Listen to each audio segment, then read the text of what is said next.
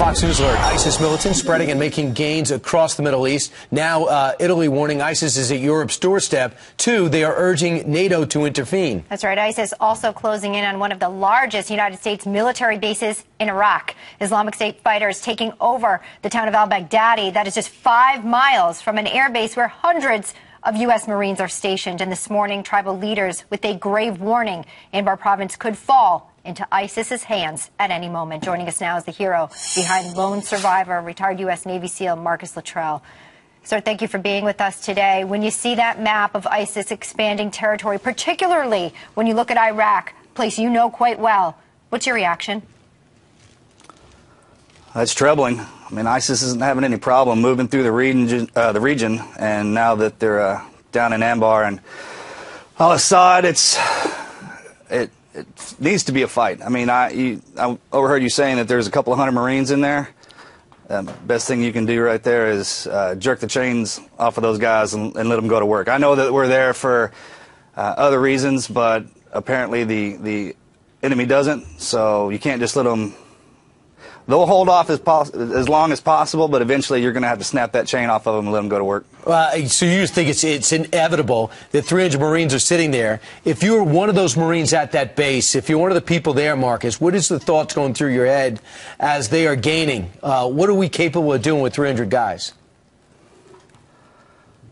With 300 Marines, you could probably take over Iraq if you wanted to and get rid of ISIS completely. I mean, those guys, make no mistake about it, Marines are warfighters. I mean, they're really good at what they do. The only time that they're not good at what they do is when somebody else puts the shackles on them.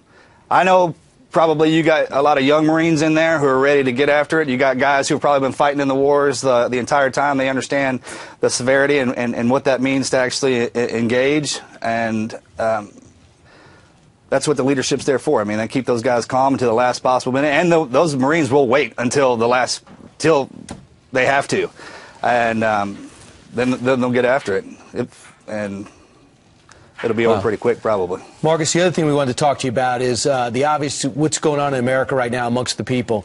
Your movie comes out; it's a blockbuster hit, Lone Survivor. Your book was a huge hit. Huge. You have Hurt Locker was the movie of the year a few years ago, gets the Oscar, and now you have American Sniper, a good friend of yours, Chris Kyle, the focus off his book. It's approaching $300 million at the box office. How do you explain the success of these movies? I think that they're really well made and they're really good movies. I understand people say Hollywood hate this. It's important not to pigeonhole everybody in Hollywood into that corner.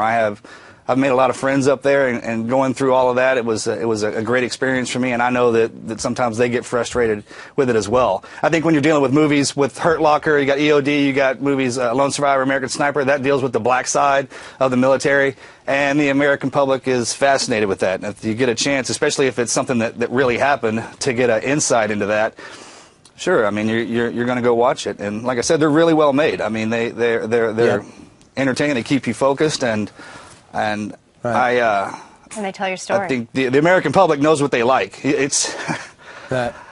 Trust me, in Hollywood, I don't think they have an idea if a movie's going to do good or if it's going to do bad. Right. That's kind of a hope thing, but it goes from there. They should not underestimate you guys, and we appreciate what you did, and I think it's heartening that American people understand it too.